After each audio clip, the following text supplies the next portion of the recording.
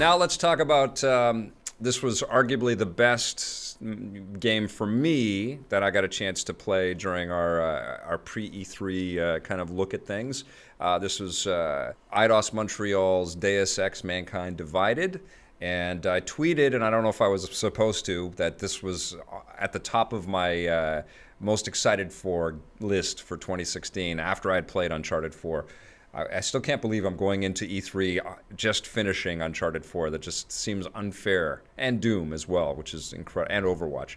But it just seems so unfair to all of these games. You finished? You finally beat Overwatch? Did you beat I beat it, yeah. You finally beat it? Level 100. No, but let's talk about Deus Ex: Mankind Divided. What'd you think? Deus Ex: Mankind Divided. I'm a little divided over this game. I think, all right, so preface is that I'm an old nerd, and I really loved the first Deus Ex. Yep. That was one of my favorite games ever. And what I loved about the first Deus Ex is it's just sort of how open it really felt. It felt like you just weren't, your hand wasn't held at all, and it was like, you've got to get into this building, and who the hell knows how it's going to work, and you had all these different kind of skills to use to get into it. And it feels like the game has, since then, evolved a little bit more into a shooty game, where, as it turns out, you can crawl through a vent from time to time and do some other stuff. And that's what this still, to me, feels as. It's very much a shooter with plus, with, like, other things you can do to get around. I didn't see a lot of the, like, did you tech feel that with stuff. Human Revolution? Did you feel like you had to get into combat? I mean, I don't think it was as free form. I think it certainly tried to sort of hit a middle line and introduce a lot of these concepts with a little bit more hand holding than the previous Deus Ex games had. Yeah. But I think they did a phenomenal job of finding that balance where you could just go through and be, have that compassion for the other humans in this thing and not kill everybody. And I feel that with this too. They have that in here as well, the sort of compassion thing where you can, like, choke guys out, not kill them and whatever. Yeah. But I just meant sort of the ability to be, like, just kind of to hack your way through a game as opposed to, like, shoot and eventually have to take a lot of guys out. Right. There's still a violence implied. This is definitely a shooter that allows you to sort of not have to kill everybody. Right. So in a sense, it's not sort of my favorite direction for Deus Ex. All of that being said, I think that the demo we played was super polished, super cool. There is a really weird cool break in between some of the animations, though, right? Like you go up to a character and then it'll go to black, and then an animation will happen, and whether you've decided to kill the character or choke them out, it's like a stutter almost before we get into the game. Yeah. I things like that I try to not get too caught up on because the game's not out, so I don't know how much of that is like it's E3 week, pre-E3 week, and they're just kind of like chunking together the code and they're going to like fix that gap, or if that's part of the design. It's a little hard to tell, but you're right, it's noticeable that's in there. That was my only kind of quirk with it. I mean, I think that it's taken a fidelity jump because it's on the new machines.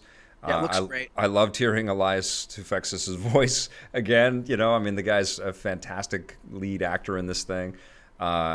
He sounds so tough. I mean, we've met him. He's tough. He's pretty tough. But he sounds tougher. Yes. Than he's like one of the toughest sounding men. And he's just such a nice guy and a good dad too, which is so, it just doesn't make sense. It doesn't correlate with his. Could his you tough guy imagine having voice. him yell at you? I know. If his kid fucks something up and he's like, "Listen, why'd you like?" I'm gonna rip you in half. Don't you spill your milk? Like, don't you spill your milk? You clean up your fucking milk. Like, okay, Dad. So scary. Okay, Daddy. Yeah, no. I think that the storyline, they've obviously been obsessing with stretching out this universe so much so that they showed an actual prosthetic that you can actually buy, or they're working towards, where you're going to have the ability to control the fingers and stuff like that with your mind, like ripped from the design work of the video game. And all of this stuff is happening. Clothing is coming. Comic books are coming. They showed off a whole brand new mode, which was definitely more in the shooty arcade type of deal. Is almost like the old Metal Gear Solid VR missions kind of thing. Me a lot of that. Yeah. But I love getting entrenched, and I like the Gold Tooth Creative did all of these full motion video pieces. Some of them got a little cheesy, but in terms of the material that we saw, but just the concepts and the ideas of this this actual divide between humans and augmented humans and what that's going to mean. And it feels like we are edging ever closer to that every day. You know, it feels very pertinent. It feels very much topical. But I like the sort of political sort of tones and the sort of divide line stuff that we have to kind of crisscross and work against. And sort of make moral choices through within this experience. I just feel like it's a mature, articulate, well-crafted, beautiful video game escape. When we can also have so many kind of Twitch-like experiences that are satisfying. This is kind of like a more cerebral antidote to all of that stuff. But it also has some Twitch to it as well. It'll be interesting also to see how they, at the end of the day, when you start playing the game, how all of its little fiddly mechanics and systems kind of come together so that you don't get sort of lost in that. I found in the demo I was a little bit like just remembering how to crouch, just like basic crouching, because there's so many. You have all these different augmentations and controls, and then you've got like different kinds of menus to do different kinds of things. So there's a lot happening in this video game, and I always struggle in demos that we see at shows like E3 where you haven't spent time with it. It was one of the things that, like for The Witcher 3, which was my favorite game last year. I didn't like it at E3. 6 months before the game came out, I played it for a little bit, and they had this big long demo, and I'm like, I don't like this game because it's such a challenge trying to decide, and so much of it is built on what they've done before, and kind of where you think they're going to land when they finally hit the bullseye with their game. And the experience that you have with the game is from the beginning of playing a game up until whenever you are in the game, and we never get the first 20 minutes of a video game demo because there's nothing to do. It's a cutscene. So we get, okay, you're about 3/4 of the way through the game here, and it's like, Jesus, I haven't played the other 3/4. I don't know the controls. I don't know, so you're struggling to kind of condense the entire back system of a video game, especially in an RPG or in a game like this, which is a shooter RPG, this and that. You're trying to condense all that and fit that into your head as you're evaluating the experience. I struggle sometimes in those moments to really know how I feel about a game because there's so much to take in and none of it's second nature.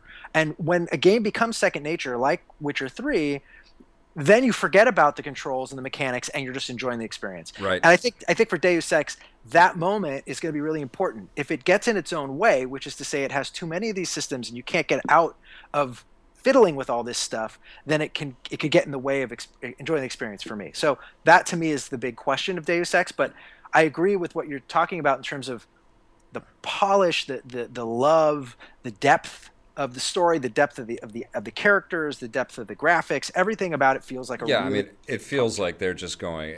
They're getting a lot of support, a lot of fiscal support, I think, from the parent company. They're recognizing its transmedia potential. And I don't think they're going to squander this. I think that it's going to be an incredibly rich world to get lost in. And one of my favorite things about Deus Ex Human Revolution, as I felt about Dishonored, it was the replayability and the opportunity to go back and encounter enemies again, but play things from a completely different standpoint is very enticing. And I think it's going to be even escalated with this new game. Hey, thanks for checking out that video on our EPN channel. It's just one small part of the things that we make around here. So if you liked it, don't forget to check out some of our other vids and hit that subscribe button.